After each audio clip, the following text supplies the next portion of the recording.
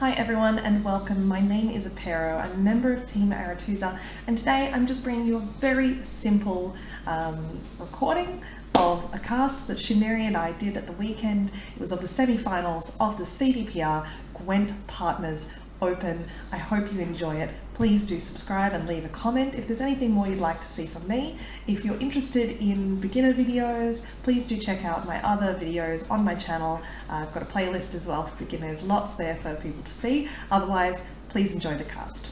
Bye. We are getting started with game number 1.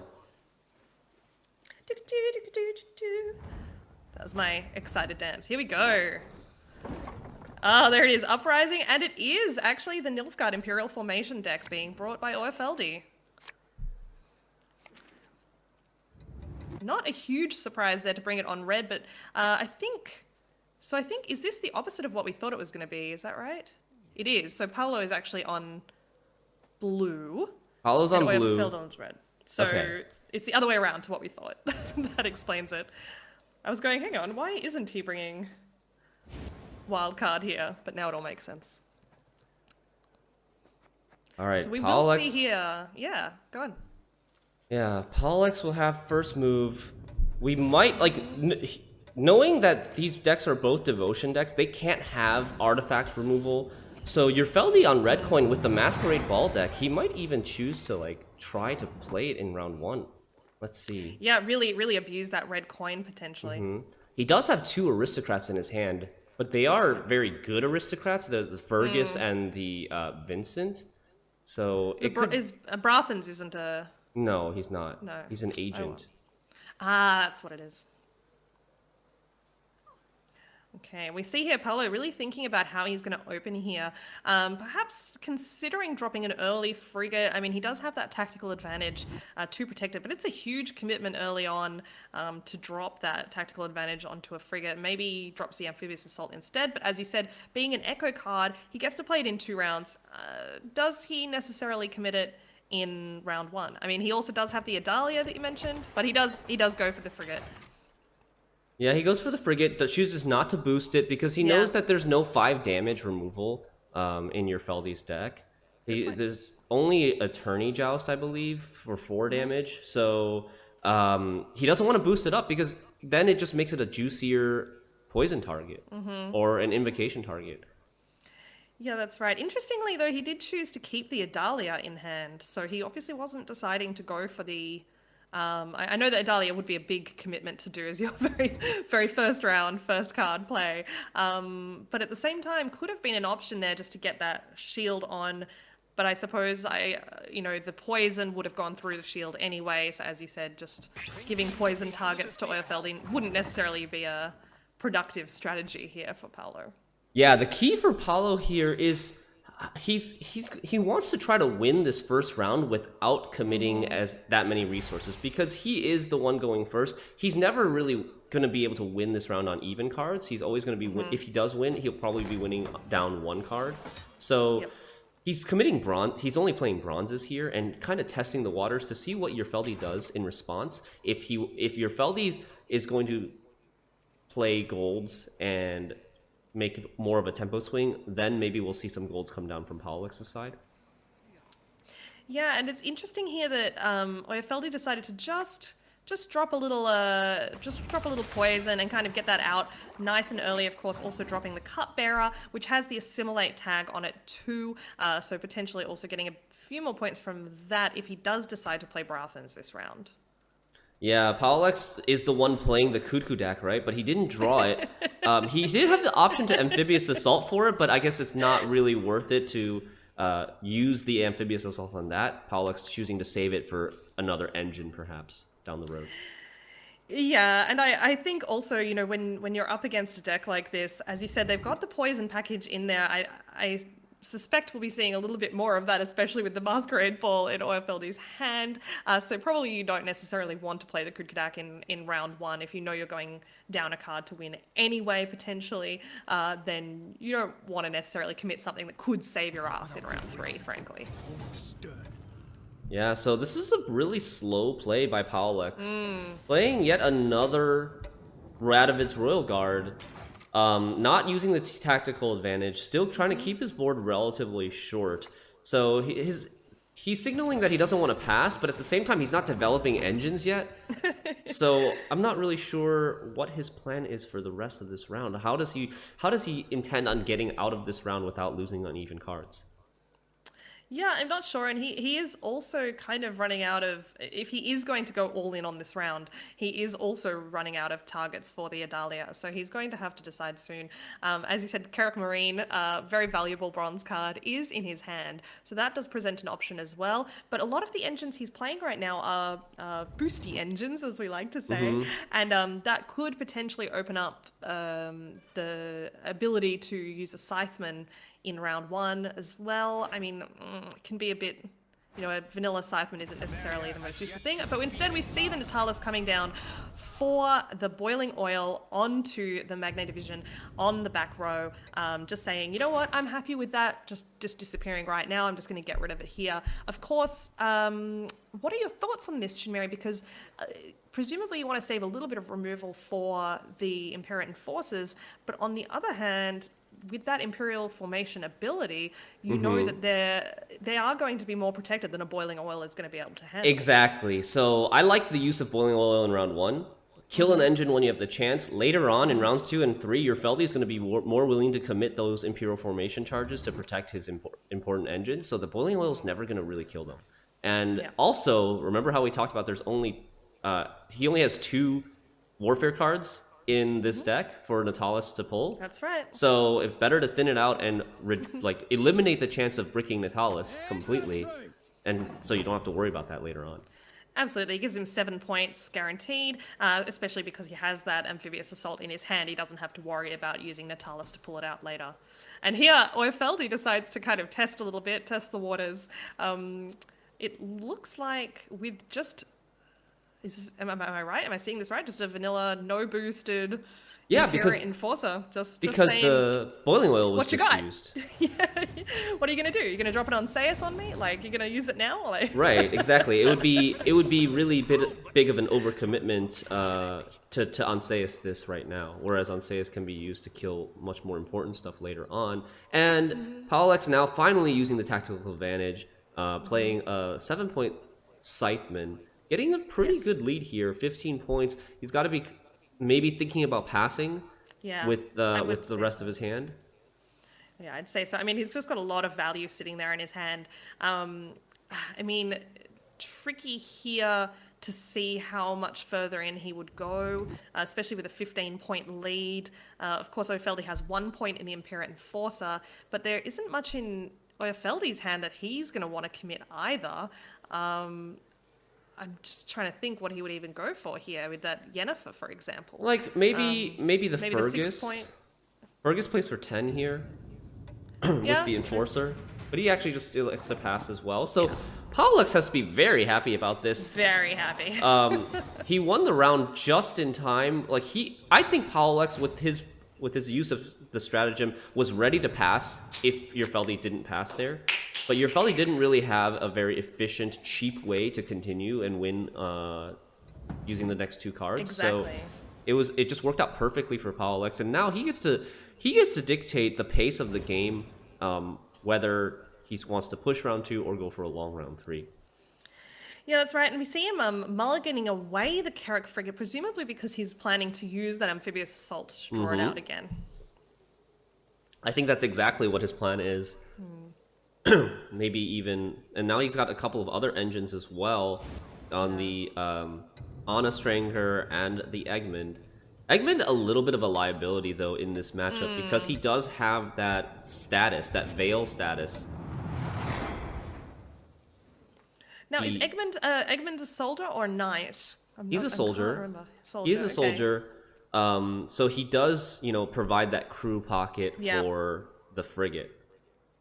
But I wouldn't be surprised to see an Amphibious Assault come down here on a frigate in the front row, so he can use that Egmont to complete the left half of the crew pocket. Yeah, exactly my thinking. I mean, presumably you want to save Anna for a long round, so I think maybe whether or not we see Anna come down here will be a little bit of an indication to us. Obviously not right now, but early on in this round will be a bit of an indication to us as to how Paolo is deciding to take this Ooh. matchup. And he was going to start with the Adalia onto the shielded Marine. Carrick Marine, yeah. Yeah. He's going to use it. I was wondering if he would hold it or not for something like an Ana. But if you hold it, it's risky for, it could get destroyed by a Tourney Joust. It could get destroyed by a Vincent. So I think it's super risky to hold it there. Yeah, that's right. Because the Tawny Joust, and we can see it in Euerfeldi's hand, not that Paolo knows that, but it does remove the shield. So when it's attacking, it doesn't just hit for 4, it removes the shield and then hits for 4. So that gives it a bit of an advantage in this matchup when talking about the ability of Adalia to protect units. Well, maybe not so much when it's a 3-point unit against a Tawny Joust.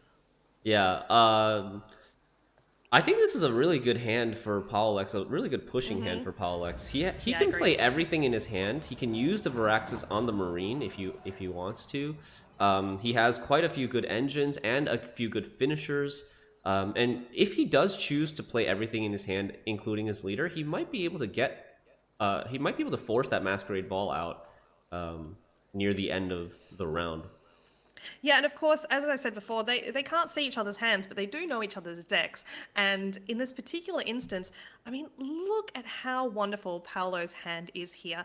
I mean, you have to admit, if you are holding this hand in round 2, you're pretty tempted to go for it. There isn't that much left in his deck, as far as I can see, that is actually going to be super tempting. I think the Baron and the Unsafe are the two that he would be hoping to find otherwise. Oh, and he actually goes for the Amphibious Assault onto the Ballista. That's okay.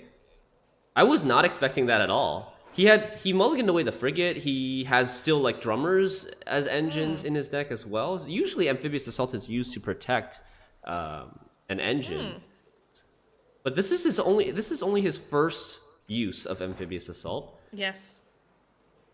That might be a bit of a hint to us, to be quite honest. Like, that might be a bit of a hint to us as to what's going on in this round. I don't know that he's going to push as much as we were hoping. I think he wants to remove this Enforcer, perhaps. With the 2 damage from the Ballista and the 3 damage from like either Falibor or Egmont, he's threatening to kill the Enforcer, but I don't think Euerfeldi will let him do that, right? No. Yeah, Euerfeldi's just going to play Attorney Joust, boost it up with the shield. No respect for Bloody Baron here, but I mean, even if there is a Baron, yeah, you get the reset for 5, but you still don't kill this Enforcer, and that's the important thing. No. And that's the thing. I mean, you can't really play slow removal against something like an Impera Enforcer because they can just keep pinging you. Okay, you're going to play Bleed on an Impera Enforcer. I'm sorry, that gives them, 4 rounds to still whoop your ass. It's not really an effective strategy when it comes to this matchup. So, even with the Bleed ability that Baron can provide when with that inspired extra ability, it still wouldn't really help in this particular instance. Yeah, I'm trying to think from Euerfeldi's perspective with the Yennefer Invocation, what he wants to invocate. There are so many juicy targets in this Northern Realms deck. Yes. Yeah. Like, the Adalia actually would work pretty well if you could I guess he's already played both Enforcers. Yes. So it's not as good. But even Adalia in like a lock, you can never have enough locks against Northern Realms. Very true, very true. And we do see here the Egmont coming down and providing the boost onto the Marine, presumably just trying to spread the value across on the assumption that poisons are going to be dropped down. And Euerfeldi does indeed start that little poison engine going by dropping down the Masquerade Ball and the Thirsty Dame. I think this is really a great push so far by Pawloex because, looking at Euerfeldi's hand, this is the weakness of Masquerade Ball and Nilfgaard in general, is that when they get pushed in round 2, it's like Euerfeldi wants to use the Vincent to kill that Egmont, before it gets too many turns of engine value. But he can't really play the Vincent until he plays the ball, because if he plays the Vincent, he's not going to have enough aristocrats in this round to activate the ball. So he has to play a really slow Masquerade ball, and this gives Pawloex the perfect time to pass. Pawloex hasn't committed that much to this round. He's played an Egmont, an Adalia, and a first Amphibious Assault. He still has a really strong long round 3, and now there's no threat of ball anymore. Yeah, that's true. There's no threat of ball, and there's no threat of an enforcer, because as you said, he's played both of his enforcers out. So I'm trying to kind of work out here where the Fergus value, for example, comes in for Euerfeldi in round 3. We could be seeing a Fergus here, maybe just to get that value out. Yep. Yeah, and we do. Very well predicted. Like we were saying earlier, Fergus is just not that good once your enforcers are used. So he wants to play them together. Does play it here. And look at that, but look at that value, look at that swing that happened because of Fergus in this instance, both because of the Thirsty Dame and because of the Enforcer. Really those statuses and those spying tags really paying off. And there's the Amphibious Assault coming right back in to Paolo's hand. Of course, not a surprise, but still nice to see it. Yeah, and that was a perfectly timed pass by Pawloex. Got a lot of big combo resources out of Euerfeldi. In the Masquerade Ball, the double enforcers, and the Fergus. And we're gonna see if which deck is gonna come out on top in this relatively long round 3, 8-card round 3. Yes. Oh, the Kudak. And it's gonna be pretty useful here. You could see like there's multiple locks in your Feldi's hand. And there's a poison as well. So, like, you can get a ton of value from this Kudak. The question is, how patient is Pawloex going to be with it?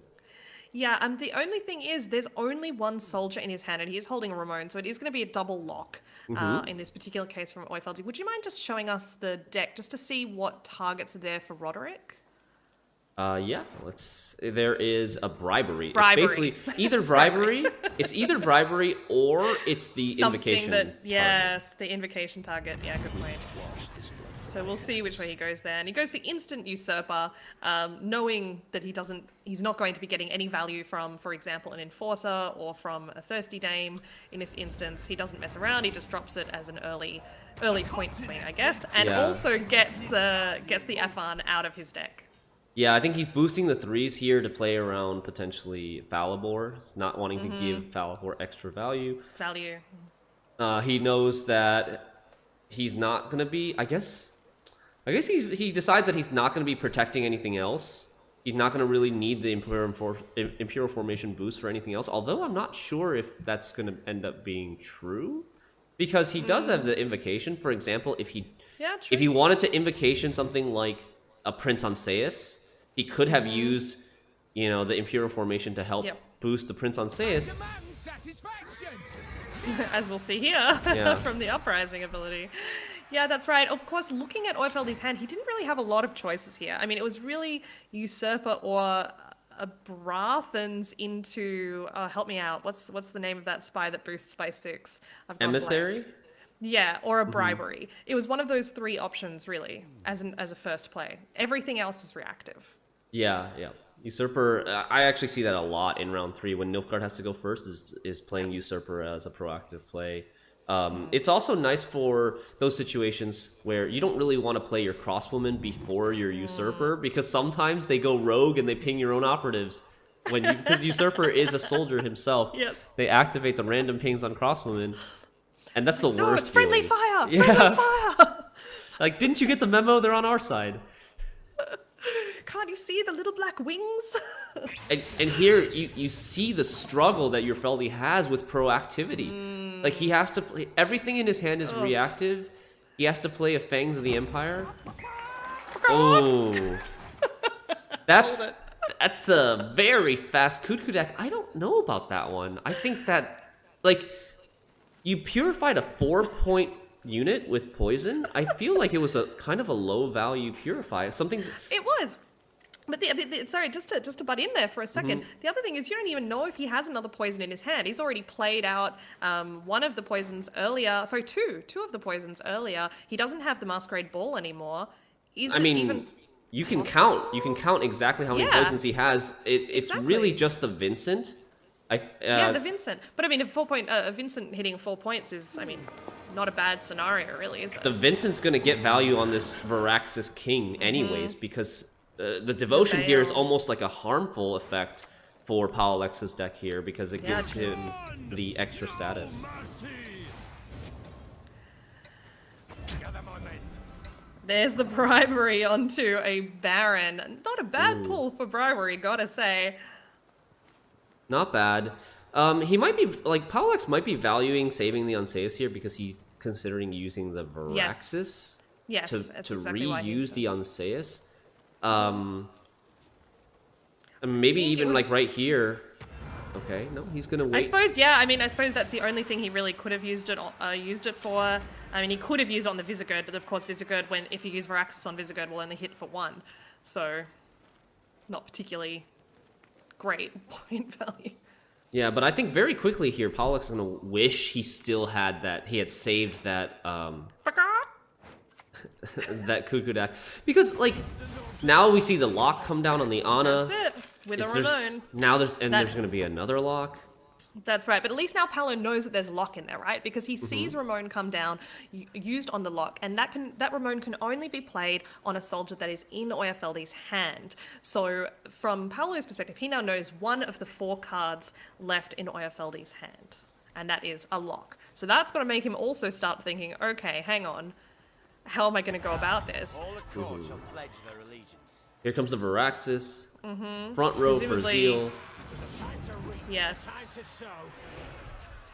And exactly, he does use it straight away, of course, just knowing that that lock is in store as well.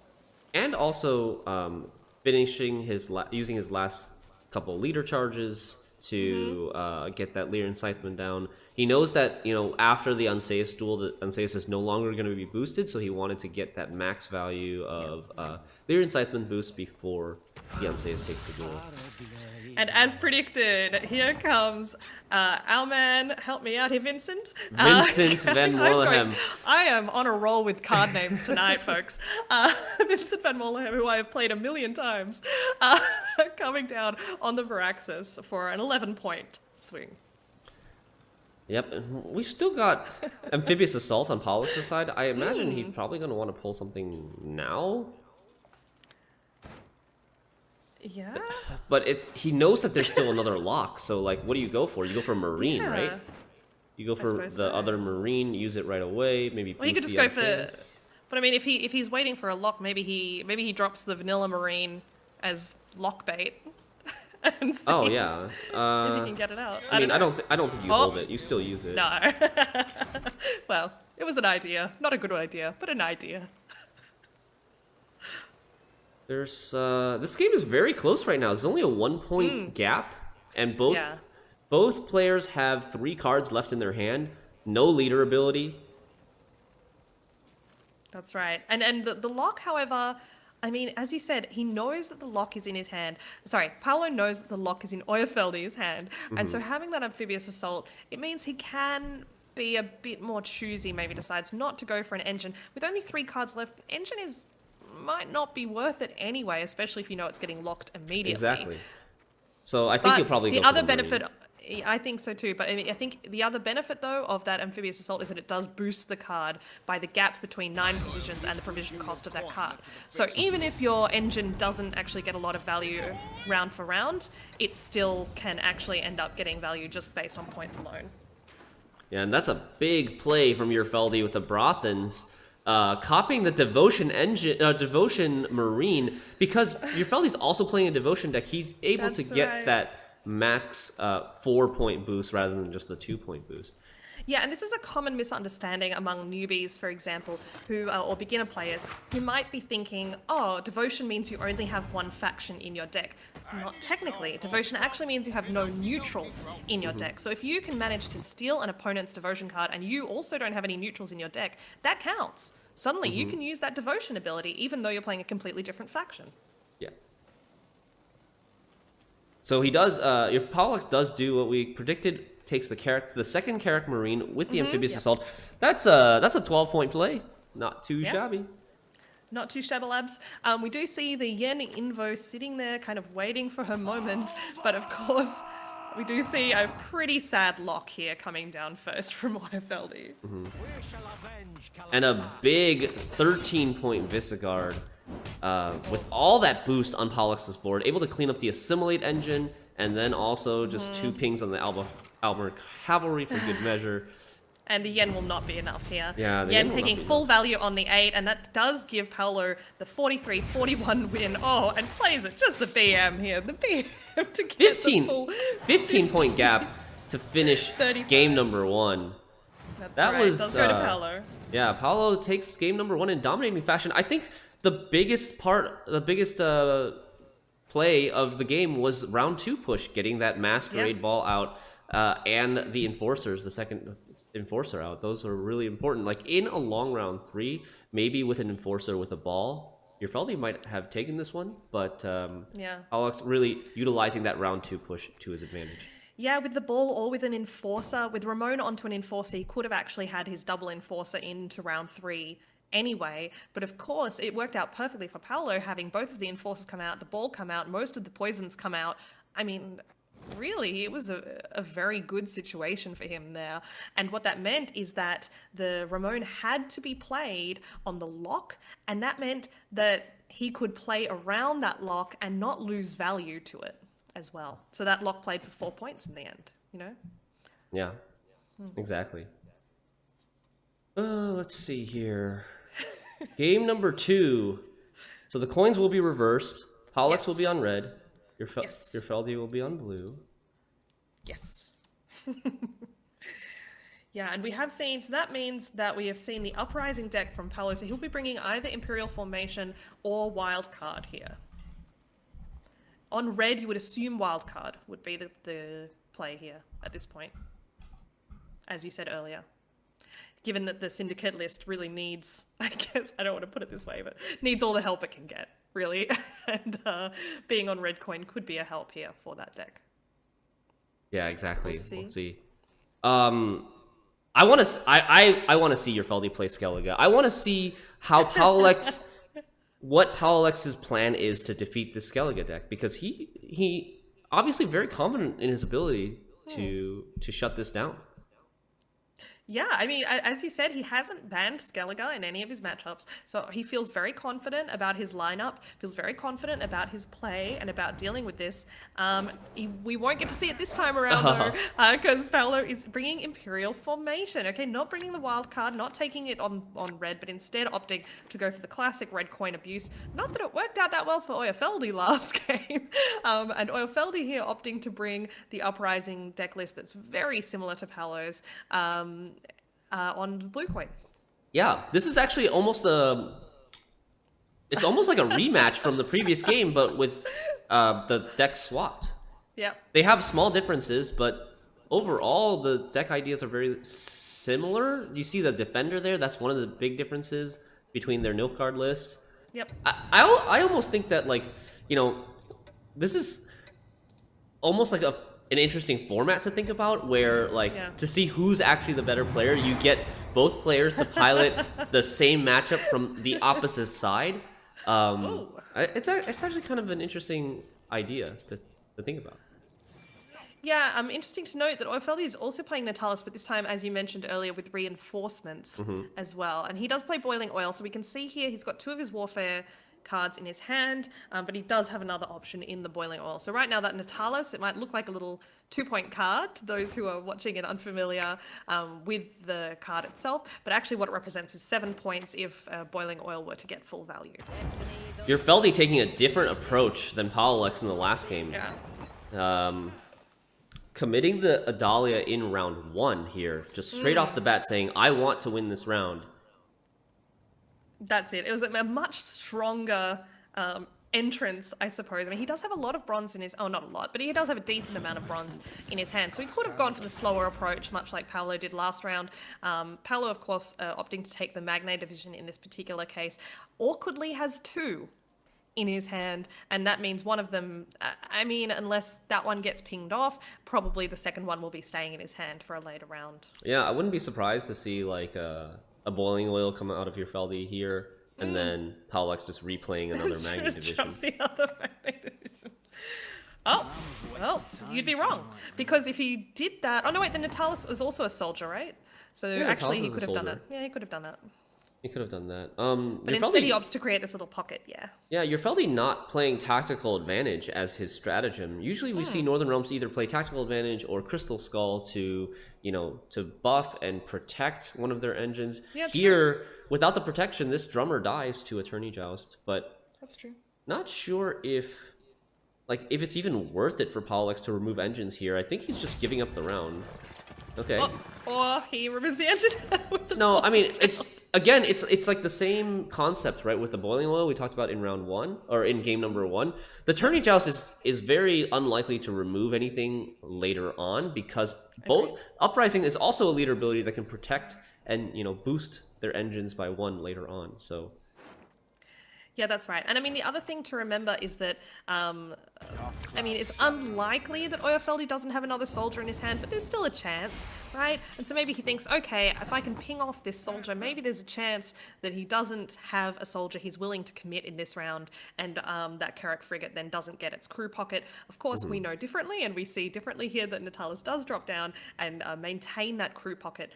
For people who might not be familiar with this, the Carrack frigate does manage to have its order, I suppose, revive itself at the end of each round if it is between 2 soldiers, and we call that a crew pocket. The volunteers that it spawns to its right are soldiers, so as long as there's a volunteer there on the right and it counts as a soldier, then you've got it on the right, but you still need to make sure you have a soldier on the left to create that pocket and to continue that order reinvigorating itself at the end of each round. all right, and both players kind of on the same page here. Pawloex is just throwing away 3 garbage bronzes and passing. Euerfeldi knows he's going to do that, so Euerfeldi also just plays a bronze and then uses his stratagem and gets ready for the pass. Yeah, look, folks, some rounds are hard fought, and some rounds, you know where you stand, and I think both players in this case knew exactly where they stood. The 2 players are kind of like they're having a truce, like, okay, yeah, a gentleman's agreement that we know who's winning this round. Let's just move on to the next one. Exactly right. And here, I mean, really, with that Carrack frigate continually creating volunteers and not a lot of value already on Paolo's side, it's kind of to be expected, I suppose. In this case. So Euerfeldi is going to want to push round 2, just like Pawloex did to him in the previous game. And even more so, I think, in this game because of this defender. Northern Realms does not have good answer to defenders. They don't have an offensive Purify. Euerfeldi is playing Devotion. So, like, Euerfeldi, what can he do against this Fion later on if he doesn't bleed the Fion out in this round? He would have to, like, triple buff his Unseus or something to kill it.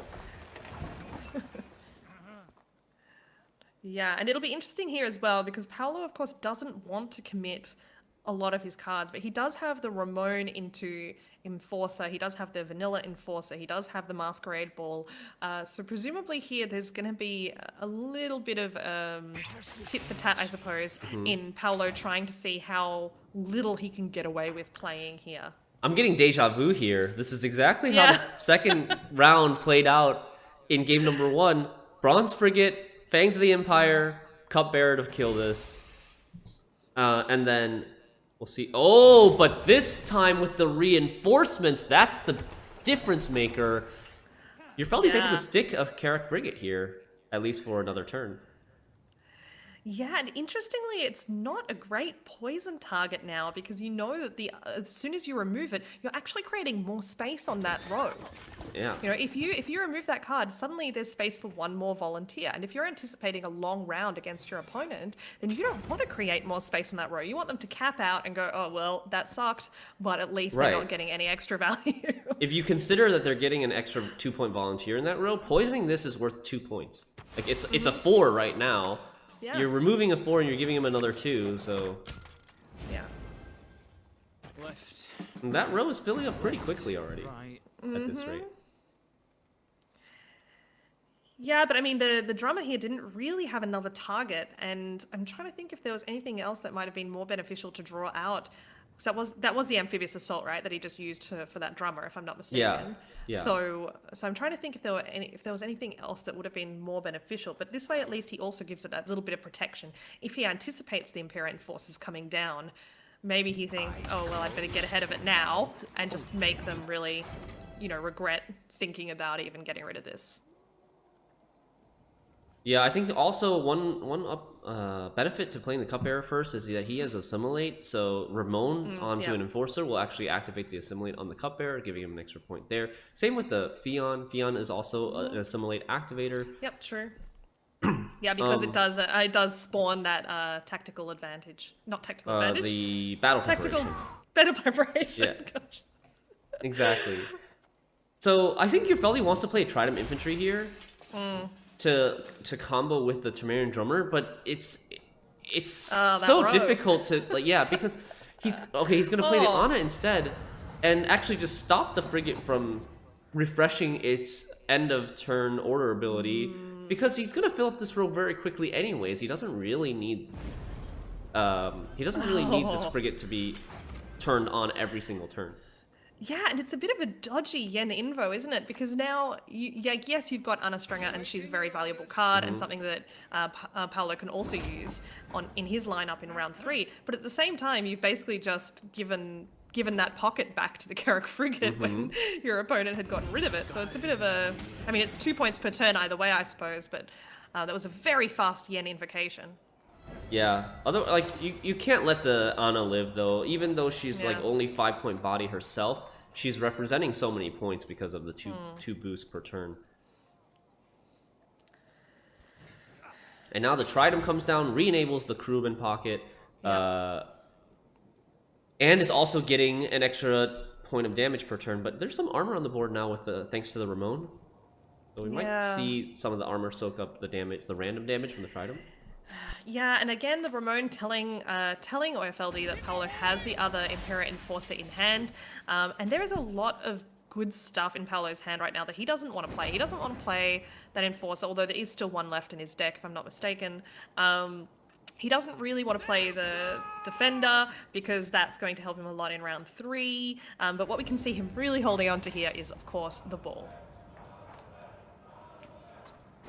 Yeah, and there's only one aristocrat in his hand, so I think Pawloex's plan here is to just play everything except the ball and hope that he just never has to play the Masquerade Ball.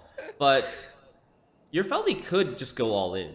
Euerfeldi could go all in, and this could make things awkward for Pawloex. I don't really know. I can't do the math that quickly just by glancing, but I suspect it would still be in Paolo's favor because he does still have that. He has the double Enforcers down and the Fergus in hand. So right now that Fergus is representing, if I'm not mistaken, 13 points. Yeah, and a lot of removal too. Yes.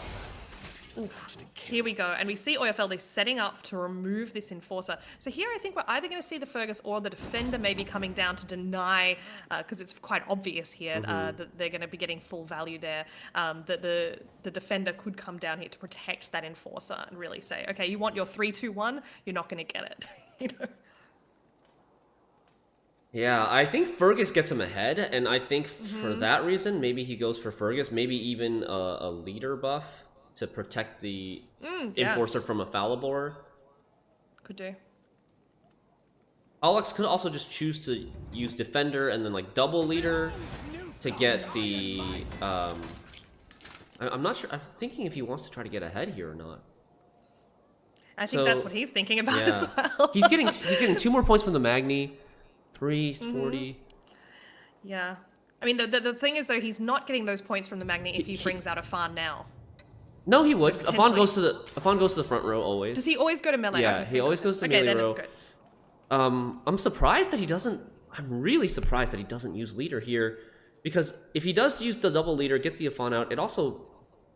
It locks in the card advantage for him, but I guess he wants to play the Fergus anyways, because the Fergus is just so meh without the Enforcers in round 3. I guess it makes sense to, if Euerfeldi does pass here, he can just play the Fergus and save his leader ability and Afan for round 3. Although Fergus also representing an aristocrat. Yeah, but I So- think he's pretty safe on aristocrats. He still has 3 aristocrats left in his deck. Yep. Maybe not. Maybe if you can low roll He's this. There's drawing still into quite Anna a as well. yeah. He's drawing into Anna guaranteed, and I Yeah, think we see Pawloex what has to Euerfeldi be goes okay. So we see like Worry. all these buffs coming down. And the Scytheman too. Mm-hmm. Wow. Okay, Euerfeldi is not going to let him get away with not playing this ball, I suspect. Mm-hmm. So let's see now. Now we got some math to do. Pawloex got to be shaking a little bit. Yeah. He's down 32 points, 31 points, but he needs 32 to get ahead. Even more if you count the drummer Temerian boost. And he has what? Is it 8 or 9 from the leader? And then he has 13 from Fergus without the ball. Mm-hmm. But I think there's no way around. I think he's going to have to play ball and Fergus here in order to do it. Yeah, 30 points is, I think, too much. Yeah, he needs that poison. I think. Also, like, this usurper is in trouble because there's no space on the back row. So his usurper only gets him 1 spy, which means that he loses. Okay. Yep, he's going for it. Yeah, he has to be careful as well here not to fill up that front row for the exact same reason. Oh, there it is. There's that Beautiful pass. pass. Beautiful. Okay, now we still have to. I don't want to do the maths. I want to see it. 27 points is still a huge gap to make up. Trust every last one with my But he There we gets go. he gets 1 chapter of the ball, Oh my activates gosh. his assimilate and his thirsty dame. It'll be. I think with leader it'll be enough. Yeah, with leader it will be enough. So both players will not have a leader. They'll have the same amount of cards going into. Yeah, and he does have to play both charges as well. Mm-hmm. And get the fawn out. Unfortunately. Yep. But So- it at least reduces his bricks for round 3, I guess. Let's look on the bright side. Yeah, exactly. I mean, that is the upside. Oh, barely gets it too, even with the fawn. yeah. Only 2 points. Wow. Okay. And really, this is something we've seen a lot, Shinmiri, when people are playing against this deck, especially the pros. They often just will not give up round 2 until they see that ball. Yeah, Just I mean that's the going- right way to do it because Show you me. don't Show me. have the artifact removal, and Masquerade Ball is such a powerful scenario that you're forced to. Yeah, I'm trying to see here. I mean, this is quite an interesting. What happened to this situation going on usurper at emperor? Okay, there we go. I was like so confused. I was like, how does he have 2 Northern Realms units in his hand as Nilfgaard? Yeah, I know he invocation the Anna Strangler, but how did that usurper emperor turn into an Eggman? And this is not an amazing draw here, I've got to say, for Paolo. I mean, neither player drawing that well. Like I mean, but on Euerfeldi the also upside- missing. But Euerfeldi at least has Amphibious Assault and, help me out, what is wrong with me? Falibor. Yeah. has Falibor on his side. And Paolo opts to drop the Anna first. Interesting. Is he just trying to deny value to the Falibor here? Because he suspects, right, that Falibor's in Euerfeldi's hand based on the setup that was done last round, right? So he suspects, okay, he's still holding on to it. I don't want to drop and give him some really good targets for Falibor to hit straight away. I want to make him work for it. Presumably. Otherwise, why drop the Anna first? I mean, the Crosswoman has no targets. I don't know if Pawloex even wants to play the Crosswoman before the Usurper though. It's the like this As might you come said, down to yeah. how good these Crosswoman pings end up going. Yeah, I mean, it's not, I've got to say, it's not looking too great for Paolo on this side. Okay. I mean, he's going to try pinging that frigate and try to get that value from Anna, but as you said, it is going to be a risky play here. Luckily, on Euerfeldi's side, he is spawning more volunteers, and the more cards he spawns, the better the stats are for Yeah, Paolo in terms of not exactly. hitting his own units. Exactly. So I'm guessing that's what he's trying to do. Okay. Good choice by Paolo here to hit the Radovid's Royal Guard to get rid of its boost so that it won't give 2 armor when it uses its order. because it does matter, right? The armor will matter for these random crossbowman pings. Absolutely. And it also gets rid of a green strength unit for this The Lyrian Scytheman. Yeah. And yeah, not sure which way to go here, I guess. Hoping that he's going to find more value from the Falibor later. But I mean, the Scytheman is not going to get any more value, right? Oh, I suppose he can drop the boost, of course. And then, yes, there we go. And then drop the Scytheman. But he's not going to get more value than that. Yep, that's matter going to be what. it. So, yeah, he's going to play the Scytheman now. There's a time to reap. 5-point Scytheman. Pretty weak, but these crossbowmen... All right, moment of truth. Moment of truth. Here comes the Usurper. I can't watch. Oh, and one of the pings goes on the operative. So that Usurper ends up... Ooh, this is going to be... And yeah, the Falibor is going to get full value. Oh, and thanks to thanks to that ping, it gets the extra value on the Falibor. I don't think it ends up really mattering. It wouldn't have mattered, but nevertheless, not a nice Funny feeling. to see, though. Yes, exactly right. And it does go to Euerfeldi in this particular instance. So we are now 1-1 in this best of 5 matchup, of course. Both players needing to get 3 wins here in order to take out this round and move on to the grand final, which will be cast by Slammer himself, along with Ryan Godric, one of the community specialists for CDPR. So Yeah. really exciting thing to see here tonight. And it is between these two. And we're going to see they're now 1-1, as I said, and let's see what they bring next. Yeah, and so Northern Realms defeating Nilfgaard in twice. both of those games. Yeah, Yeah. from Blue Coin as well. Very nice. Yeah, and that means both players have now used up their Uprising decks, and Euerfeldi has Second Wind and Imperial Formation left. Pawlo has Imperial Formation and Wildcard. Presumably we'll be seeing Imperial Formation come here now that Pawlo is back on blue. I'd be surprised to see Syndicate come out here. Shinmiri? Yeah, I as well. I agree. I think it will be... Pawloex will probably bring his Nilfgaard again. And Euerfeldi see. might too. This may end up being... Yeah, we'll see. Could end up being a mirror. It is. It is! Our predictions were correct. So, Imperial Formation versus Imperial Formation. Seems like both of these players really want to get this Nilfgaard deck through. Maybe thinking that it's their... I don't know if it would be Pawloex's weakest, because Syndicate still. But Syndicate, you don't want to play Syndicate on Blue Coin. I think that's exactly it. I don't think it's necessarily, a choice by choice necessarily that he's playing it in this particular instance. I think it's more, in Euerfeldi's case, he's thinking, okay, I want to abuse red coin. And in Pawlo's case, he's thinking, I can't play Syndicate on blue. And that's really the calculations that are happening right now. Yeah. Okay, so...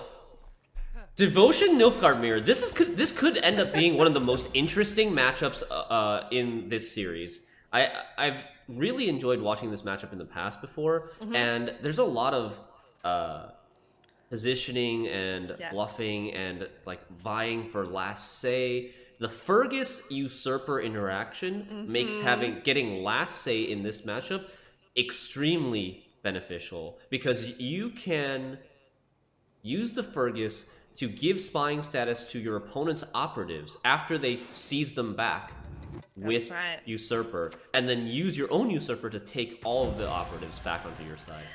That's right, because the specification, I suppose, is to steal all operatives with the spying tags on them. If you can add the spying tags on, then they're fair game. Yeah. And we do see here the Brathens coming down in order to copy that Magne Division and also block it at the same time. Really nice little move there. Yeah, and with round 1 mattering so much, I think it's going lightning fast.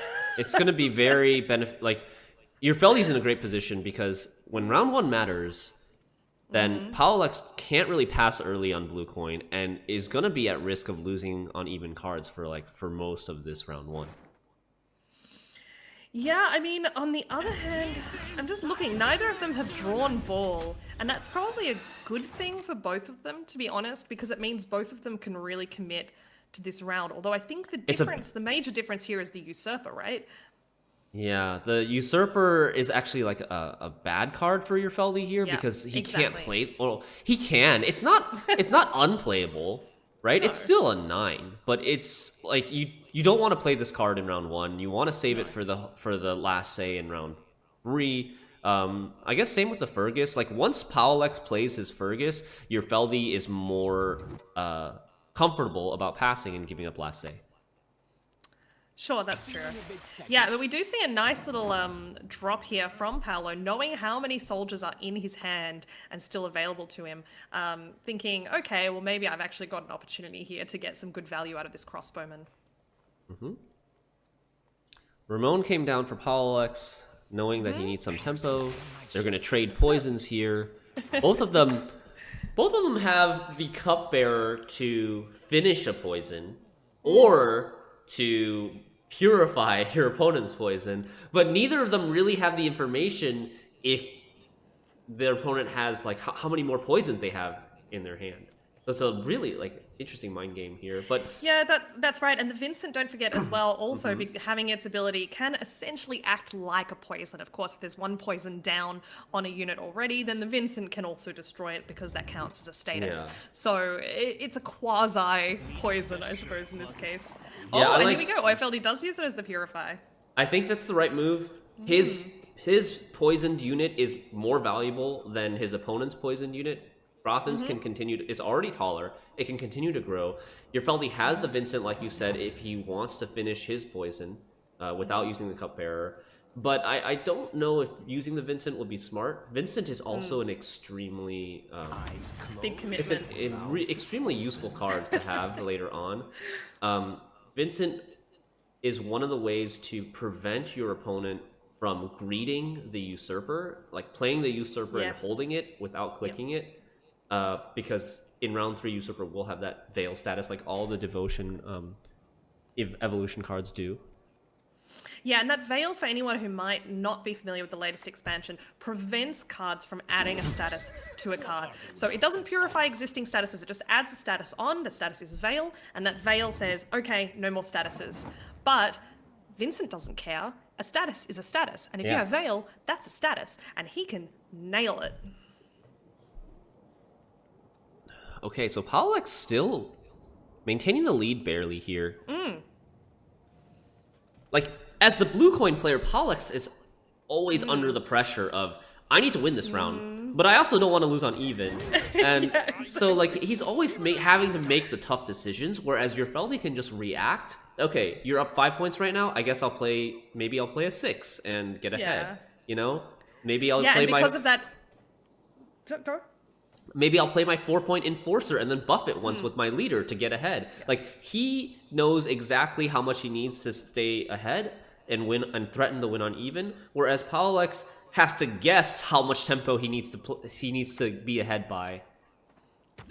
Exactly, and I think as predicted, there it is, 6 points exactly coming down on Euerfeldi's side, doing exactly as you predicted, saying, okay, we're at this crucial 4-card mark in round 1.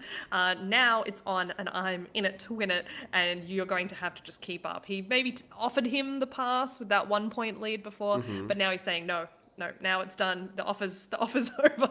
Yeah, like And, you said, the 4-card break point in round 1. This is when, if Euerfeldi stays ahead from this point on, he will always have the option to dry pass in round 2 to secure that card advantage and double last save for round 3. Whereas when Pawloex was still at 5 cards, you know, he had the option to pass, and there wouldn't have been a dry pass opportunity for Euerfeldi in round 2. Exactly. And so now, as you said, Pawloex just trying to guess what do I need to play here? He can play any of his cards, and he does opt for the defender, dropping it down and getting that extra ping. Plays the defender on the back row because I guess all the units in the front have armor on them. It could also be thinking about potential Yen Invo targets, I guess, and thinking that the cupbearer is worth more to Euerfeldi than Maybe. crossbowman. Yeah. I guess. Though Ramon is still a pretty good pull, but it's only worth 4, so. Yeah, it's low tempo in this round if he invos the Ramon. And then wisely, Pawloex does not choose to buff the defender, knowing that the defender also has the defender status on it, so could be killed by the Vincent. Exactly. You don't want to make a juicier target than you already have. Yeah, and Euerfeldi really thinking over his options here. I mean, he is sitting 9 points behind right now. I mean, if we include the Enforcer, then 8 points behind. So does need 9, if I'm not mistaken, to get ahead here. Really running out of time here. He does like to take the pass. Okay, so Pawloex was able to win the first round, not play the Fergus or his Usurper. So he does have last say now with the Fergus and Usurper. Which is pretty nice. Oh, Euerfeldi drawing straight into that ball and a bribery. Oh, all the this matchup golds. can be amazing. All the golds for Euerfeldi. Yes. A lot of bronzes for Pawloex, unfortunately. Are there any golds left in Euerfeldi's deck for Roderick? There's I mean, Fergus and Fergus. Ramon. Oh, wonderful. Still quite a lot nice. of stuff. And also, like, the Invo target is another True. no potential. Enforcers that I can see. So that's not great. But of course, Yen Invo on an Enforcer could also be an option, I suppose, if you're going into a round 3. Okay, The so question would be, Pawloex... does Paolo protect his last say? I think you have to protect your last say. I don't... Yeah, and he also has... He's up a leader charge as well, which could come into play. Yeah. Magnate Division dropping down here for Euerfeldi, acting as his pass card. Of course, with all that gold in his hand, I didn't expect much different. So... We do have... Pawloex did manage to draw his crucial combo of Usurper Fergus, and here comes the golds for Pawloex. Gets the ball, gets the Vincent. Yeah, nice. And I mean, you do have the Vincent poison combo there. Whether he actually ends up needing it, I mean, he's already got the 2 poisons in the Masquerade Ball. I think the lock will be pretty valuable here. I think he will probably keep the lock because he knows that Cupbearer is already gone. There's no other Purifies. Maybe unless a bribery into a Cupbearer, but... Oh, we were looking at different sides. Oh, both sides. Like, Yeah, I mean, both sides have already used their Cupbearers. So both sides, the lock becomes more valuable for both sides. Yeah, I agree. Okay. And the Yen Invo here, I mean, you know, for both sides, they won't have an opportunity to draw into it unless... Actually, the Roderick, sorry, I stand corrected. If they can Yen Invo a gold, then the Roderick will give them access to it, assuming that there isn't already something in their decks that they want. All right, I'm loving this setup. Yep. Both players have drawn relatively equally strong hands. They're both missing one... No, I guess Euerfeldi's missing 2 golds? Yeah, Euerfeldi's missing Ramon and Fergus. Oh, he actually just opens up with... This was a risk. This was a pretty big risk by Euerfeldi, but it ends up paying off. He was looking for the Ramon because he could have been shown a Fawn and Fergus. And Fergus has nothing to give spying status to on an empty board, so... well, I mean... Yeah, and he does have an Enforcer in his hand, so he would have... He could have lost a lot of value there by doing that. Yeah. But he opts instead, he says, look, I'm going to try to bait out either some removal or some lock targets or your Yen Invo or whatever it happens to be. I'm going to try to bait those out now, and hopefully one of these Enforcers will stick. He obviously thought, okay, 1 Enforcer is not going to be enough to get value. I'm going to try to get 2 out. But it's looking unlikely, I think, in this case that you also have both will. You also have to keep in mind that Euerfeldi's in the more desperate position here. He doesn't have last say in this round. So he needs to go for like a risky play like that opening Roderick to try to find that 66% of seeing Ramon. Second Enforcer comes down. Euerfeldi buffs it once to take it out of Tourney Joust range. Yeah, there are a lot of options here for move. Paolo, though. I mean, he could Yen Invo it if he wants. He wouldn't have access to it. That's the downside. But then again, is he going to find a Yen Invo target that's worth more than that at this point? Especially when you consider how much value that Enforcer is going to get throughout the round.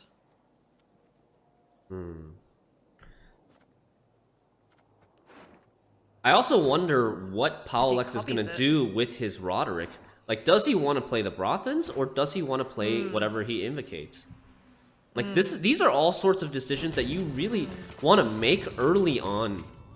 You want to make these decisions early, so that you have a game plan going forward. Yeah, and he opts just to Tawny Jouster instead, which I think answers that little question. I suppose hoping that once he drops his own Enforcer that he'll just be able to ping it away. Yeah, tourney jousting it is fine here. There are some threats that can kill it potentially at 2 strength. Even though it doesn't remove it right away, there's not really much synergy he can get with this at the moment because, you know, even if there was a Fergus, you can only give spying status to 1 unit on the board right now. So Yeah. That's right. And the Arbalest dropping here on the melee row, just dropping that 3 points of bleeding onto the Van Mollem Hunter. Now, Euerfeldi considering here whether or not to take that ping on the Enforcer as well, and deciding not to, which is interesting, but I suspect has something to do with the fact that he's expecting to see another Enforcer coming down here from Paolo anyway, or potentially, I'm just trying to think what else he would be targeting with that. Why hold on to that ping? Where is he going to get? I think he holds on to it because he's very confident that it's safe at 4 strength.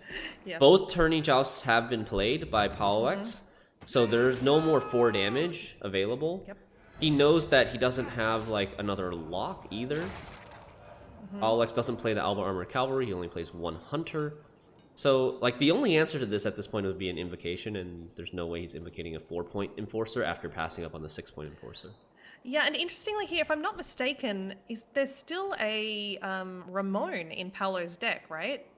Is that No. correct? No. No? Oh, he played it already. Okay, He don't played worry it in Don't round mind 1. me. Don't mind me. I was going to say that it would be interesting there, because then it would give him the option to have another Enforcer that he would have just lost, but he doesn't. He drops the Enforcer and loses its ability straight away to the Van Mollem Hunter coming down on the range row in order to get the lock. Yeah. I don't know why Euerfeldi uses the ping now.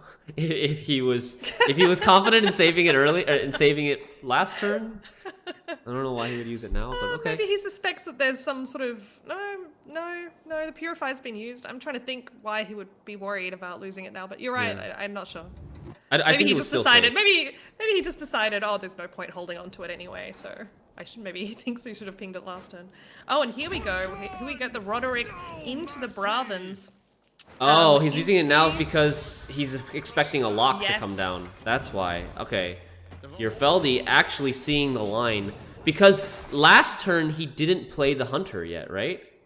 Or, yeah, I think he just played the Hunter, and as soon Yes. as he plays the Hunter, it opens up the possibility for Brothans to copy the Hunter. right. So he gets that extra value by using it this turn. Yeah, Very, and very this is smart. how we end up seeing all of these Enforcers getting locked down. And interestingly here, that means that the Fergus on Paolo's side will only get value.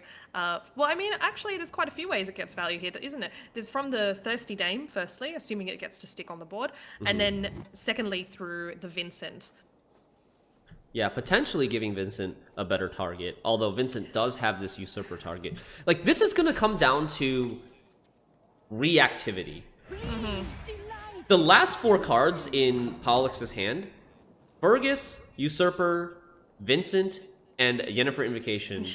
All of these 4 cards, he wants to be able to hold on to these as long as possible. And same thing with Euerfeldi. These 4 cards in his hand, he wants to hold on as long as possible. Maybe not the bribery, Yeah. because he's not really sure what he gets from that, but the longer he holds on to it, the more good cards he can potentially get from this, I think. Yeah, that's it. And of course, the other use of the Fergus is that interaction that we spoke about before. The use of Fergus to set up the Usurper to steal Euerfeldi's operatives yeah, back the onto his Fergus. side of the board. But he'd have to greed his own Usurper to do that, which is the That's the problem, tricky right? bit. Yeah. That's the tricky bit, exactly. He has to greed his own usurper, and as long as Euerfeldi holds on to Invocation or Vincent, he can't greed his own usurper. Exactly. But Euerfeldi also wants to hold his Usurper to be his last play. So it is a bit of a, There's bit of that's psychology right. going on. all these cards you want to hold till your last play, so what the hell do? You have to play something. You can't just, like, Truce. you know, pass your turn back to the other player without playing something. It's like, no, I'm good. I'm just gonna hold on to all these cards. Yeah. Thanks. And here we do see Euerfeldi basically doing these calculations himself, I guess. Probably I would expect to be seeing a bribery here. As you said, one of the few cards that does not... Oh, I stand corrected. He judges the Vincent to be the less valuable card and drops it straight onto that locked Enforcer. The lock, of course, counting as a status and meaning that Vincent can destroy it immediately, but that Aristocrat tag also triggering the Masquerade Ball and getting a poison out. Cool, Euerfeldi playing well here. Poisoning the Thirsty Dame, recognizing that although the Thirsty Dame is less power than the Brothans right now, she has a lot more upside with +3 on Fergus, +2 on Usurper, and then also +2 on these Fangs of the Empire that will eventually spawn. Yeah, that's right. And of course, they don't know each other's hands, but always best to assume that your opponent has the absolute best hand they could have and to play around those cards. Oh, I missed that. What? He invocated the Thirsty Dame. Okay. I think. It almost looked like he discarded the invocation. I blinked for a second. Yeah, I know, me but too. There was a Thirsty There was Dame a on this Thirsty Dame, board, right? And it isn't now, yeah. so... Yeah, okay. 2 + 3 = 4. Yep, I think we've got it. Okay. Okay, so... What are they supposed to do here? The use... Euerfeldi's definitely in the tougher position. Yeah. Here comes the bribery, of course. Okay. I mean, none of these are that good. No. Ramon's not great. No. Because he has Can't play no Ramon. bronze. It's gonna be Cupbearer, but like, how do you gonna be use the Cupbearer. Cupbearer? I guess Purify on one of your Enforcers? Enforcers? Let's see. How many poisons does he have left? He has 1 poison left from the Masquerade Ball, which is gonna kill this Dame, so he wants to use this on Purify. Yeah. So, what? No? Oh, okay. No? I probably would have used a Purify on an Enforcer. Doesn't he because just then you float also a- get the pings from the Usurper when you drop your Yeah. operatives as well. And I think one of these Enforcers has a ping. I think this one has a ping on it. Necessary for one's health. Yeah. I think that was a misplay. Because there is no way for Euerfeldi to get to finish off this poison that he's getting from Masquerade Ball now. Yeah. I agree. But he was roping, like there was a time Yeah. constraint, so I think that it could Might have have just been panicked. just a time issue. It's also nice just looking on Pawloex side, he still has 3 leader charges left. Okay, Yeah. there's the Yen invoke. But he is So down- do we see the greed here? Do we He's see the down greed a lot of points. Usurper for the ultimate It- wombo combo? It should be, right? I would expect so. Because Invocation is gone, and Invocation gone, and Vincent is gone. I think Euerfeldi's play there should have been, instead of playing the Invo, he should have played Usurper Emperor and not clicked it, knowing that the Invocation and Vincent are both gone on Paolo's side as well. So there is no answer to the Usurper anymore. He plays the Usurper, don't click it, and then saves the Invo for Paolo's Usurper. And now Pawlo can play Usurper, hold the greed, don't click it, and then he's going to be able to get all the operatives here. Exactly, because I mean he doesn't have anything to worry about here with this Usurper. I mean, even if there was a poison left in Euerfeldi's hand, then it's not an aristocrat, so it wouldn't proc the Masquerade Ball. So he's not worried about it being poisoned, and it has the veil anyway, so it doesn't matter. But here we go. Yeah, and so we see that dropping down red. Euerfeldi just completing the leader charges here, bringing out a farm, saying that's it, that's all I got, folks. And it looks like there's just enough space for 2 little operatives to drop on Euerfeldi's Well, there's no more side of the operatives. board. There's no more operatives because he's already. Oh, played sorry, the no, you're right, Usurper. right. Yeah, but I was absolutely. thinking about that too. Here it is. That Yeah, was an there it is. that was an Amazing. extra Look at that 12-point play. swing. Okay, it Wow. wouldn't have extra 12-point swing from that Fergus getting the 2 extra operatives coming back over to Pawlowex's side, and wow. That's it. Yeah, I mean that was exactly what we were hoping to see, and it was so great to see it in action. That play for the last, who can drop the last usurper, who can combo it with Fergus, and we saw there not only seeing that wombo combo, but also seeing how round one really determined the game. Last say was it. Like they Yeah. needed last say. That was it. I mean, I think there was a way for Euerfeldi to play that prevents this from happening, but it's very That's true, difficult to see with the time constraint, especially if you haven't really analyzed this mirror matchup in the past.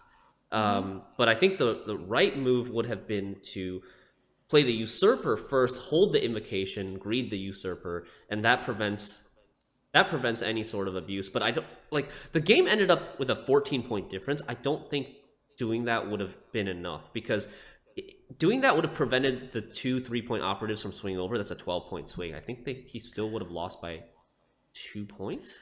But what if he had played that cupbearer as a purify? Oh, if in combination, the cupbearer as a purify in combination with the correct sequencing on usurper and invocation, that might have been enough. I think it would have been enough with the operatives proccing the enforcer additionally. Yeah, he would get 3 extra pings. Get 3, yeah. Because there's 1 sitting on the enforcer to start with, and then 2 more on the usurper. Wow, this would have been crazy. That could have been close. it. That could have been crazy it. close. Yeah. And now we see Pawloex. So for those just joining us, Pawloex coming in 2-1 on this best of 5 matchup semi-final for the Gwent Partners Open. And we are going to go in to see Wildcard here on red. Not a bad situation for Pawloex, but a tough matchup, I suspect, here, because he will be playing either against Imperial Formation Nilfgaard or Second Wind Skellige. Yeah, so Pawloex is going to have 2 tries, right, to get this wild card deck through. It is going to be the first showing of the Skellige deck. Okay. Skellige, Second Wind Warriors. Yes. There's not a stranger to anyone who has been playing this season, I suspect. I'm very familiar with this deck by now. Of course, many people arguing that it is overpowered at this particular point in time, and that is one of the reasons we've seen it mostly banned in this tournament.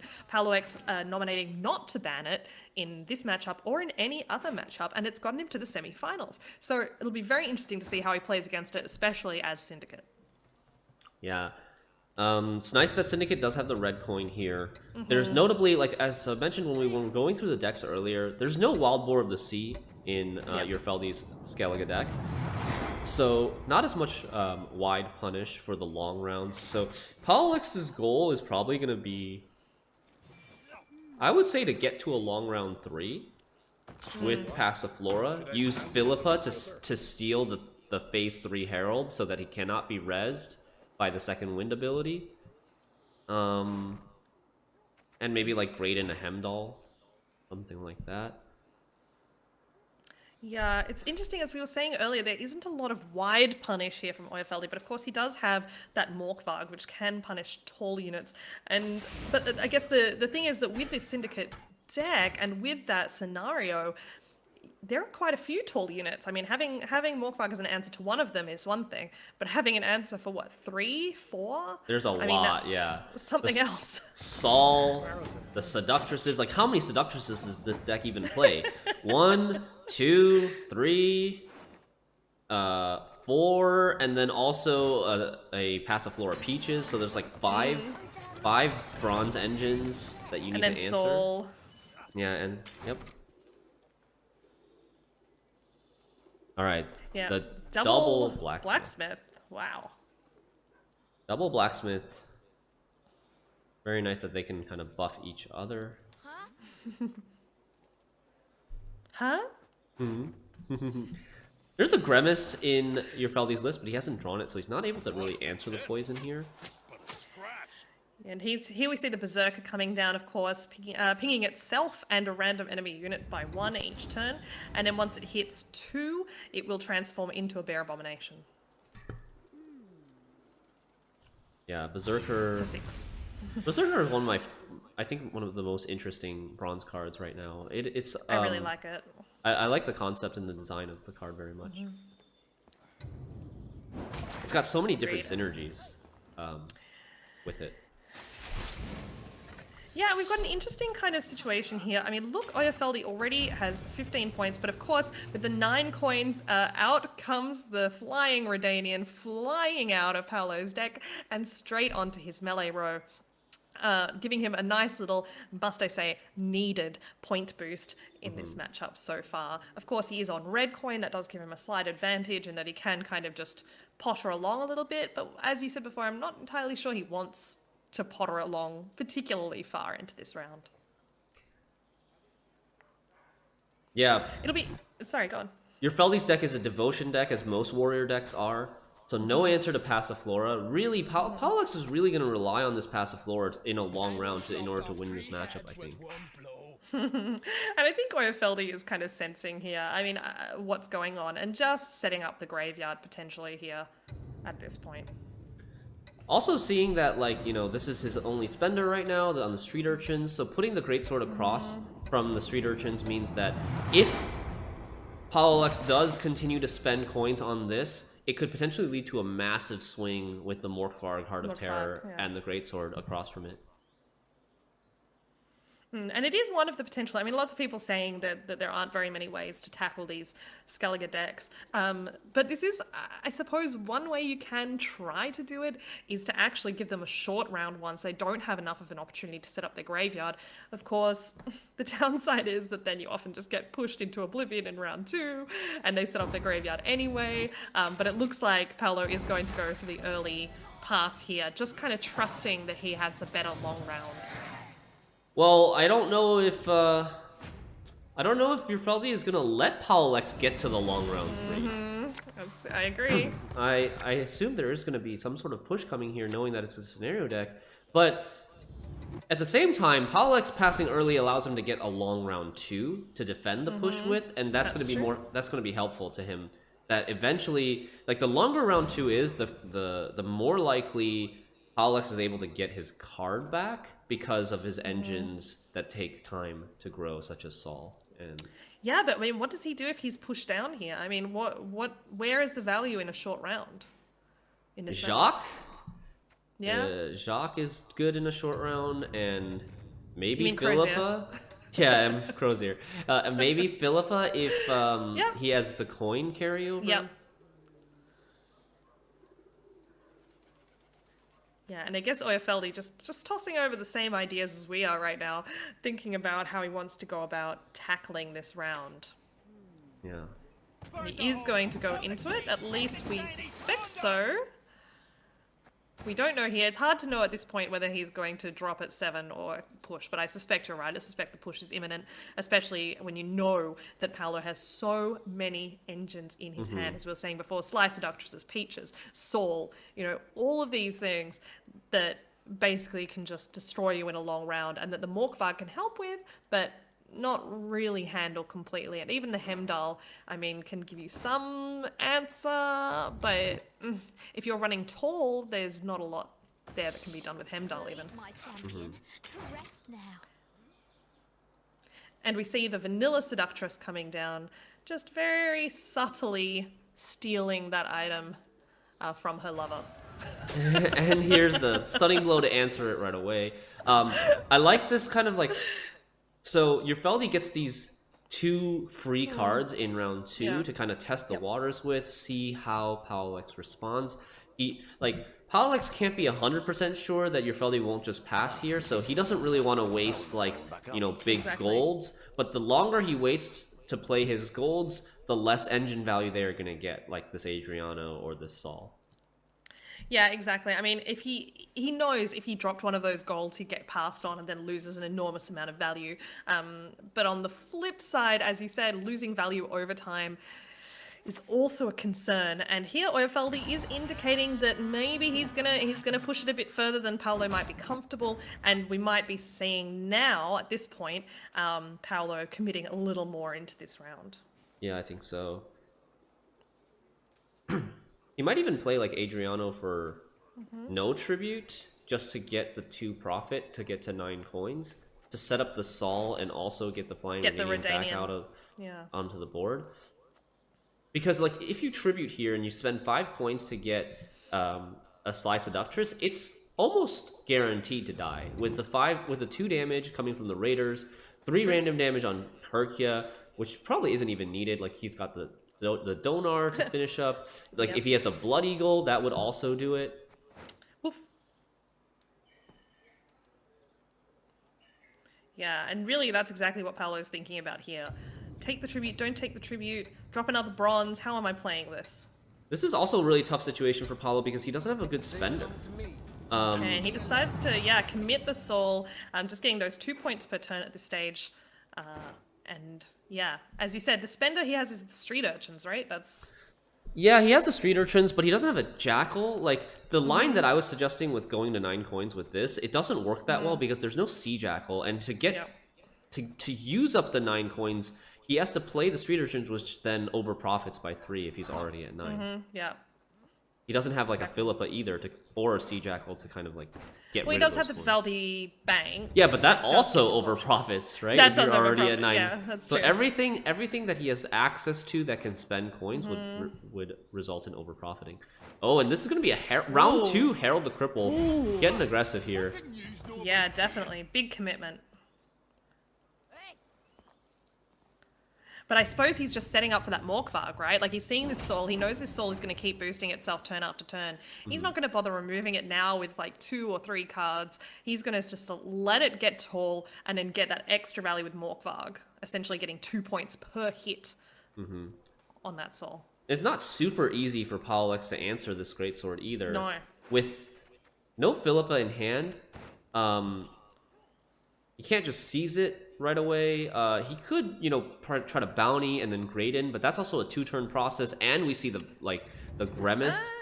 I mean, he does have leader, if he but banks, he has leader. If he banks it, I mean, again, he over profits, but it would pretty much guarantee him the steal, right? the Philippa, yeah, he could. Well, it depends on how far Philippa's, because it Yeah, depends it's on how true. far down Philippa is. All world in me hands. Nope. There you go. He does take the tribute, decides to just drop another engine, knowing that that engine could be in some serious danger. So there was the decoction that could answer the Sol, because it came down as a 6, but no access to it right now. No, Euerfeldi- interestingly, Euerfeldi actually mulliganed it, if I'm not mistaken, in round 1. Okay. I think at this point, Euerfeldi wants the Sol to get as tall as possible. Yeah, I agree. He gets value. I mean, right? As He long gets as the value from greatsword it. doesn't get answered. Yep. There you go. Very nice. Getting rid of that Using- Slice Seductress. Yeah, using the Raiders order ability to set up the Bloodthirst 2 so that Donar can do exactly 4 damage and kill the Sly Seductress. This is what I was saying, right? Like, was that tribute even worth it? You paid 5 coins for a 4. Whereas you could have gone to 9 coins and gotten 3 free points. Yeah, I guess that's what Paolo's thinking about right now. Just thinking, how am I going to get Paolo this will- round? Will need to answer this greatsword if he wants to win. needs If he to. doesn't want to, if he wants to not get 2-0'd, basically. Yeah, it's a rough ride here. I mean, personally, I'd probably just go for the Philippa. But I don't know. Maybe it's too early to do It's that. so but- risky. Philippa, so you need 5 coins after you find the Philippa Yeah, in order true. to steal it, right? So this gets you to 7 coins. He's thinking about it. He's really struggling here. Oh no. Is he gonna rope out? Oh my god. He's gonna poison his own unit. I think that's a good Okay. decision. He needs the Yep. coins to get the Flying Redanian back out. Yep. Like, in order to answer this greatsword, Pawloex would probably need to commit his leader. Because, well, maybe he can play Caleb. Because Caleb kind of threatens both a bounty, and he needs to purify the bounty, and he needs to kill the Caleb in order to stop him from putting another bounty on it the next turn. Yep. But it might just I mean, be what- cleaner. What is wildcard targeting at this point? Can you show us? Okay. Just slander. Slander. Just But I mean, slander. that's not bad in this particular. Because if he can do that in 1 turn, then he can get an auto grade in. If you know what I mean. Yeah, he can do an instant grade in. Instant grade in. That's nicer. Auto grade in. Just sit back and let it automatically happen. Both players And really Euerfeldi taking, also roping here. Yeah. taking a lot of time. This is a complicated. Okay. Yeah, Yeah, Euerfeldi dropping that Purify there, just holding on to the order, waiting for the opportunity to use it, just saying, okay, you wanna try, go on, try. This But, definitely gives yeah. information to Paulo, right? Yeah. Whereas without seeing the Grimace, Paulo might have tried to take the risk to do a 2-turn bounty Graydon with the Caleb, but now he's definitely Bounty not going to won't. do it. Or if he does do it, he'll use it on the Grimace instead. Use the bounty on the Grimace instead, or just hold the Caleb and not spend his coins. Yeah, true. I mean, it's also interesting here that there's not a lot on Euerfeldi's side that is actually going to get much value at this point. Of course, he could drop the Morkvarg onto the Saul, but then, as we said, Paulo has an answer for that tall greatsword if he does do that. Oh, Yeah. This is the line that Pawloex decides to take. Saves the coin, saves the fee on the Caleb. Just Yeah. waits for it so that he The ended up Redanian. over-profiting by 1, but it's not that big of a deal. Gets the Flying Redanian out for 3 extra points. And looking at Euerfeldi's hand, he doesn't actually have a way to kill this Falibor. yeah, I don't think he does either. Yeah, exactly what I was going to ask. Nothing What's in this graveyard to combo No. with damage. No, Lamp Gin doesn't help.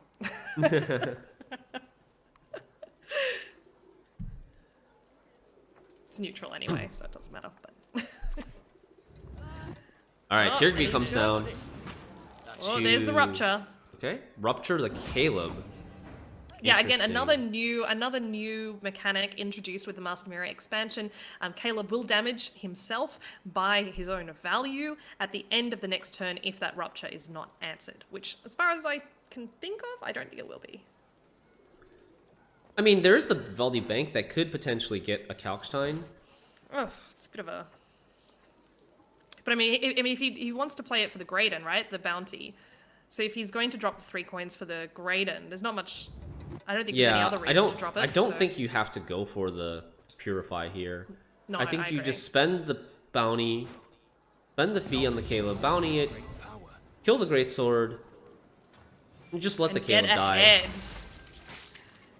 Oh, not quite. He is not quite ahead here. Actually, yeah, because if No. he passes in, he'll get the 2 points. No, will it even be 2 points anymore? This will on be the 1 Saul? point on the Saul 1 because he's point, only at yeah. 5 coins, and then 5, also yeah. Herkia has 1 point Yeah. at the end of your Feldi's turn. So he's not ahead yet. Yeah, but this Hemdall, I mean, with every turn that passes, Hemdall is getting less value in round 3. I suspect your Feldi will keep going. Your Feldi has the Morkvarg that he still wants to play on the Saul to reset it. And and it actually the Hemdall hits the Saul twice, which is Not and the Herkia hits it. Oh. All these pings on the Saul are like 0 points for your Feldi. But he does end up getting Brutal. the Passiflora out He anyways. does get the Passiflora out. Will he Yeah. take it? Bit of a brutal RNG for your Feldi there, hitting that Yeah. Salt 3 times. But now Pawloex Yikes. has to play the Passiflora because he's going to be out. If he plays Yes. anything else, he's going to be out of Blind Eyes to activate. That's right. And I mean, this scenario is pretty sad at the end of a round, really, isn't it? Because you're not going to be getting much value from either of the engines that you drop from it. Unlike the Nilfgaard scenario, of course, Masquerade Ball, where you can get those reactive poisons on your enemy, here you really need to be able to build value on your own side with the engines that Passiflora, Passiflora, right? Draws out for you. So your Feldi has a pretty tough decision here. Does he play the Morkvarg or does he hold it for round 3? Morkvarg here plays for 11 points, Yeah. and then this plays for another 3. But I mean, the 14 thing is, if points. you hold on to it, what are you hoping to ping down in round 3 anyway? Sea Jackal, maybe, but you don't know, like, it depends on how many coins Pawloex is actually going to have to invest into a Sea Jackal. If he gets, like, a Ewald instead, then maybe the Ewald uses the coins, maybe the Philippa uses coins, and then you end up, or maybe you can't even get past an Azar Javed. So, like, I do like using the Morkvarg here. I agree. And Paolo really has to consider here how he's going to go about structuring this, because there is a little bit of RNG involved here with this Vivaldi Bank in terms of what he can pull and what he can't. He needs to make up 18 points. Yes. He's getting... He has 8 from his coins right now, so he really only needs to make up, like, 10 points? 10. And if he finds a Blind Eye, he gets Saul another is 6. also getting... Oh, okay. So he hadn't even passed his first turn yet. So he's getting points from No. Saul, points from Passiflora. This should be relatively easy for him to do without using his leader. I think you just like spend. The question is how many coins do you spend before you go for the bank? Like I think he Well, I wants guess to you go for the bank first, right? I think he wants to go for either Sly Seductress or Kalkstein. Oh, here we go. I think you want to go for a Blind Eye. Neither of those Blind Eyes are really that good in round 3. Yeah, very calculated right now, really thinking it through, and that rope has just started Uh-huh. to burn down, and the pressure is Because- on here for Pawloex. He is thinking about it, he's going for the bank. Kalkstein at What the is he gonna top. drop? Kalkstein is at the top. What does he pull So you here? probably go for that. He's running out of time. He is going to take the Kalkstein. He is taking the Goes to 9 Kalkstein. coins. Oh, Oh my god, that was close. wow. Battle I against think- the clock. I think he could have saved himself 2 coins. Like He he could could have, have. yes. He could have had one more carryover.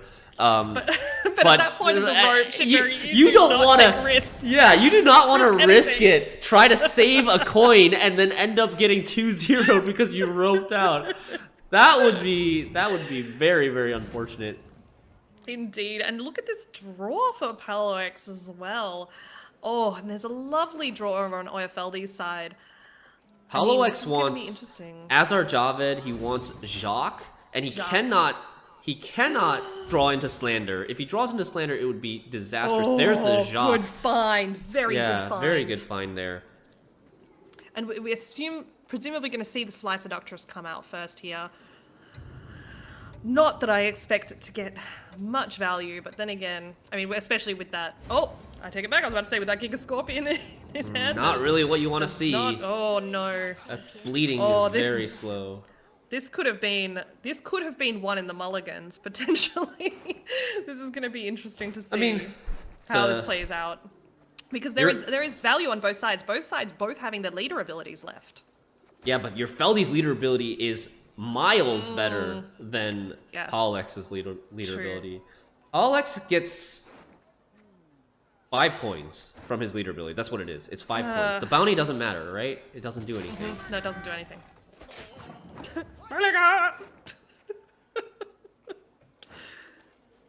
Here we go. Okay. And takes the tribute, of course. Yeah, of course. And So- then we will see a last play Philippa, and this is really Oh, Euerfeldi's this gotta is be thinking actually here. really Yes. This actually could be important depending on what he Yes. plays here. If he plays the Tertiary Invader, Wildcard gets Pawloex 5 more coins perfectly to 7 Yep. to yoink this invader, spends all of his remaining coins. Oh no! Is this gonna be a Oh my mistake? Is this gosh. gonna be a game losing, a series losing mistake? 'Cause if this he is had an played the extra Scowl 8 first- points for Pawloex here. But the other thing, right? You don't know. Your Feldy doesn't have the benefit of seeing Pawloex's hand. No. If he plays the Scowl first, he might end up throwing away points to something like an Ewald. Yeah, and Ewald could have done it, right? Ewald could have pinged the Scowl down to 5. Yeah, Right? definitely. Yeah. Yes, Yeah, yes. definitely. Because he has the The bounty. leader, yeah. Or the slander from the leader. And you could even steal the 6, right? Steal the Raider. It's the same, I think. I think it's the same. Because you spend... You get 2 less on your yoink, but you prevent your opponent from dealing 2 damage with the Raider. Yeah, you're right. I think you probably steal the Raider because without the Raider, he can't set up a Blood Eagle. You don't know what this last card Yep. is. It could be a Blood Eagle that he uses to get like Squirtle or something. Did you say Squirtle? Yeah, I call this guy. I call him Squirtle. I can't pronounce Skjordal. Or Skjordal. my chat always tells me I'm saying it wrong, so I just gotten used to say Squirtle. You're leaning in. hilarious. You're saying, look, I can't pronounce it. I'm just gonna lean in at this stage. It's a Yeah. Squirtle. And here we go. Paolo trying to do the maths himself. Never be imprisoned again. Okay. Goes for the 7. Goes for the 7. He's up. This is gonna be such a close game. No. Oh, and Pawloex takes it by 2 points. Bravo. That is What the series. Amazing. That bleed not proccing, that final bleed not proccing, plus the extra proc on the Slicer Duchess for the card being played, managed to keep Pawloex above that threshold. I thought we were going to see a draw because I'd forgotten about those extra pings. And there it is. Pawloex takes the series, takes the semi-final 3-1 against Euerfeldi. What a Oh, match. such a difficult decision for Euerfeldi at the end there. yes. If he plays around Philippa and just plays the Scal without using leader, he wins. Because there's nothing for Philippa to steal except a 3-point warrior. But he has to respect and consider the possibility of Ewald. Ewald is very likely a card that is held for last play by Pawloex because he can combo with his wildcard slander ability. So Yeah, exactly. And I mean, the fact of the matter is, you know, a lot of people might be thinking, okay, but there would have been the, if I'm not mistaken, Raider coming out that Paolo then could have stolen. But if Euerfeldi were playing around the Philippa, he wouldn't have played his leader ability in that turn. He would have gone for something different. And therefore, he wouldn't have had that steal. I mean, if he had decided that the Philippa was what the final card was, he presumably wouldn't have given him another target to go for in that situation. He would have just dropped the Scald and held on to it, right? Even though he loses the 2 points on the radar. yeah. If you decide that that's what you're playing around, then that's how you play it. But if you decide that you're playing around the Borsodi, it's completely different. And that's obviously the decision that Euerfeldi made. In these endgame situations, given enough time, what Euerfeldi could have done is analyze, okay, if I assume my opponent has Philippa, do I win if I play around Philippa? And then analyze, if I assume my opponent has Ewald, do I win if I play around Ewald? Like, if the answer to one is yes and the other one is no, then you play around the one that actually makes the difference. But if the answer is yes to both of them, then you're just kind of like rolling the dice and hoping you guess correctly. That's it, 50-50.